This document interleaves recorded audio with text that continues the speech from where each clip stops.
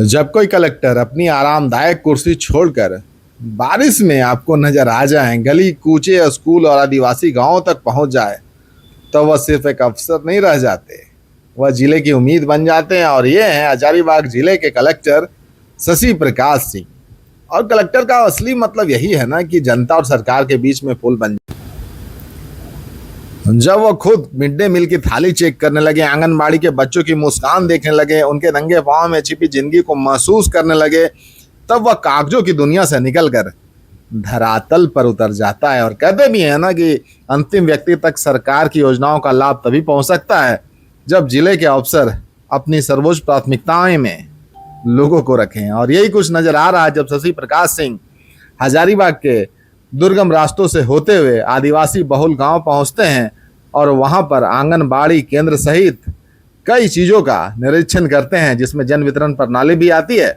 दुर्गम पहाड़ों के बीच बसे गांव में सड़कों की सौगात देने की बात भी करते हैं। ऐसे कलेक्टर पूरे जिले में एक भरोसा पैदा करते हैं कि सरकार सिर्फ फाइलों में नहीं रहती, वह सड़क पर, स्कूल में, खेत में, जंगल में और हर झोपड़ी में सांसें लेती है।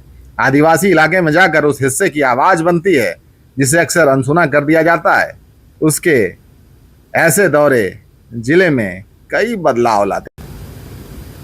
ऐसे दौरों से अफसरों के बीच जवाबदेही बढ़ती है। उन्हें पता होता है कि कलेक्टर खुद हर चीज पर नजर रख रहे हैं। स्कूल, आंगनबाड़ी, अस्पताल, सब में व्यवस्था दुरुस्त होती है।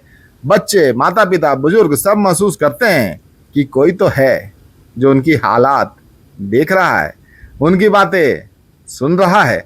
आदिवासी इलाकों में सरकार के प्रति भरोसा मजबूत होता है। लोग खुलकर अपनी समस्याएं बताते हैं। सबसे बड़ा बदलाव, लोगों को एहसास होता है कि सिस्टम में इंसानियत तभी बाकी है। आपको बता दें कि हजारीबाग के उपायुक्त शशि प्रकाश सिंह ने बुधवार को इचाक प्रखंड के आदिवासी बहुल सुदूरवर्ती गांव पुरन पनिया पंचायत डाडी घागर का भ्रमण किया। और ये गांव जो है ना, भौगोलिक परिस्थितियों और वन क्षेत्र की स्थिति के कारण वर्षों से सड़क जैसी मूलभूत सुविधाओं का अभाव झेल रही है। ग्रामीणों की समस्याएं से संबंधित समाचार माध्यमों से प्राप्त सूचना को संज्ञान में लेते हुए उपायुक्त ने संवेदनशीलता का परिचय दिया है और दुर्गम रास्ते से होते हुए गांव पहुंचकर स्थल का निरीक्षण किया है। उन्होंने ग्रामीणों से संवाद कर सड़क, पेयजल, शिक्षा एवं अन्य बुनियादी समस्याओं की जानकारी प्राप्त की है।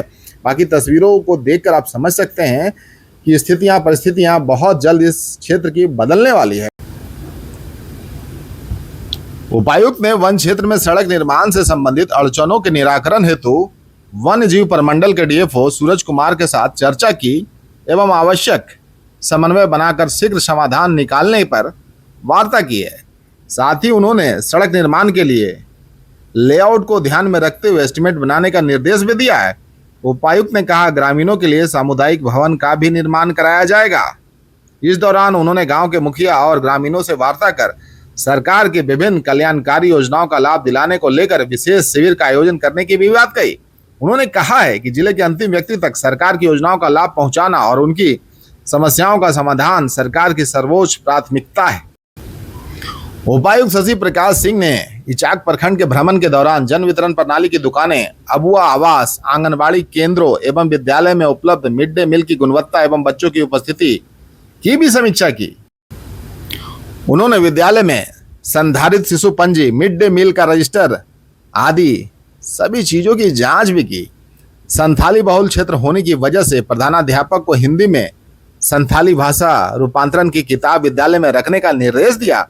उन्होंने विद्यालय में बिजली की वैकल्पिक व्यवस्था के लिए 24 घंटे के अंदर इन्वर्टर लगाने का भी निर्देश दिया। साथ ही उन्होंने अधिकारियों को निर्देश दिया है कि बच्चों के पोषण और शिक्षा में किसी प्रकार की कोताही न बरतें। मौके पर उपायुक्त ने अध्ययनरत बच्चों से संवाद भी किया।